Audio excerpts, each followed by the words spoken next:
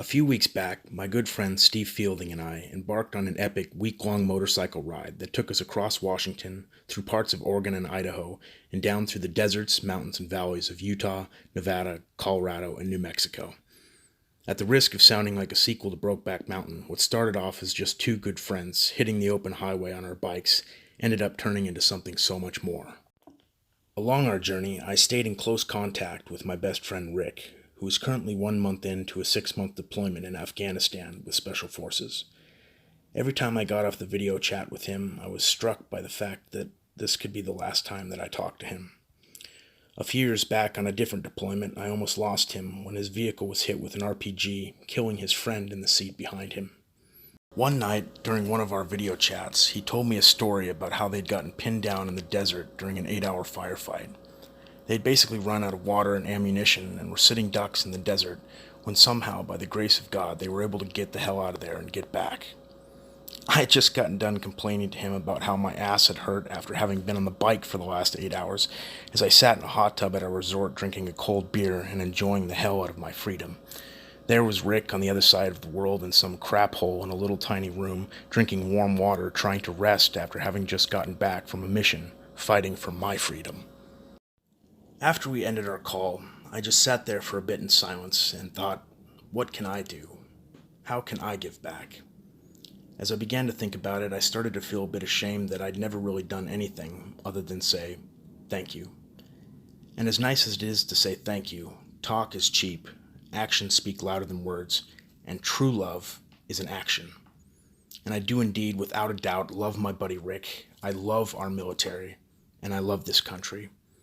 So with that, I decided it was time to put my money where my mouth is, or more appropriately, where my heart is, and give back.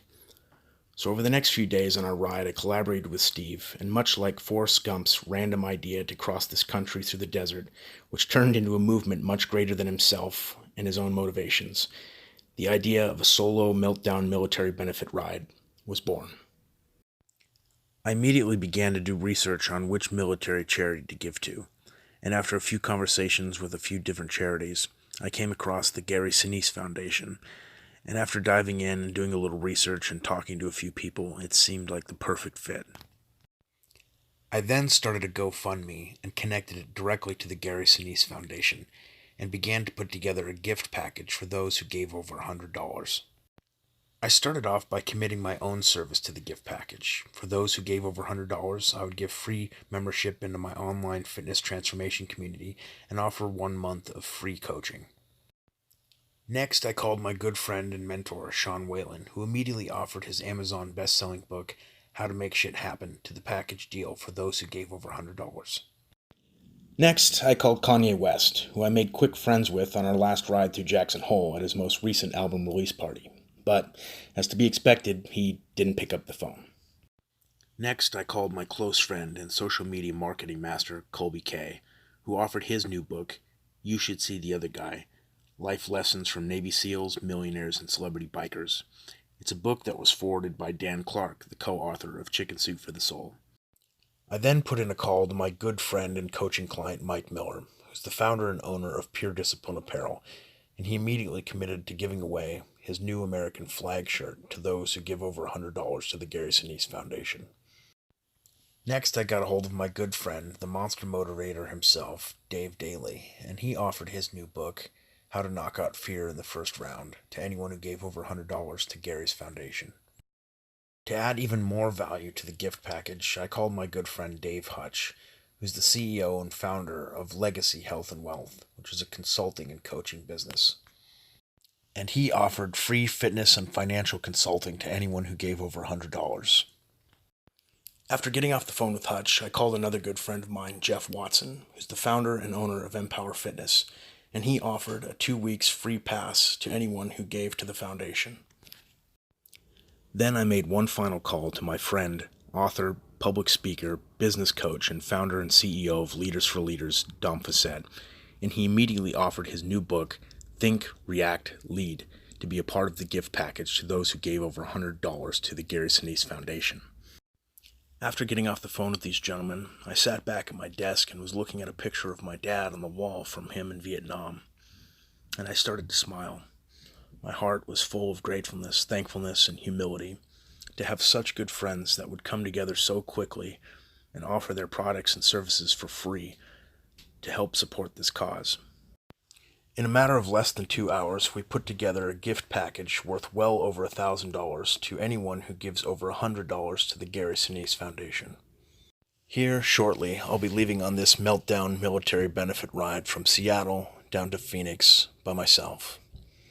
But before I do, I'd just like to encourage you to share this message and to give back to those who gave so much for us. Thank you for your time. Thank you for listening to this message. And God bless America.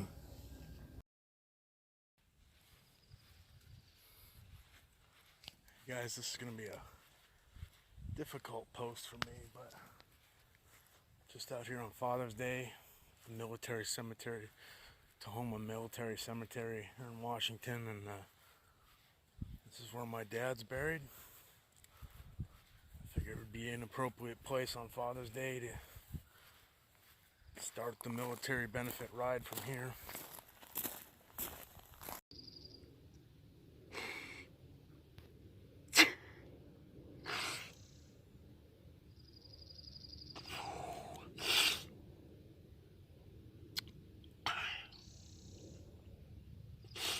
Well, this is an easy post, huh? Anyway, I'm here at Tahoma National Cemetery, military cemetery in Washington State, where my dad, the man, the myth, the legend, Lieutenant Colonel John R. Theorell, is put to rest. And I just wanted to come out here and say hi to him on Father's Day, tell him that I love him, and then also honor him by leaving for this military benefit ride from here, and then finishing the ride here when I come back.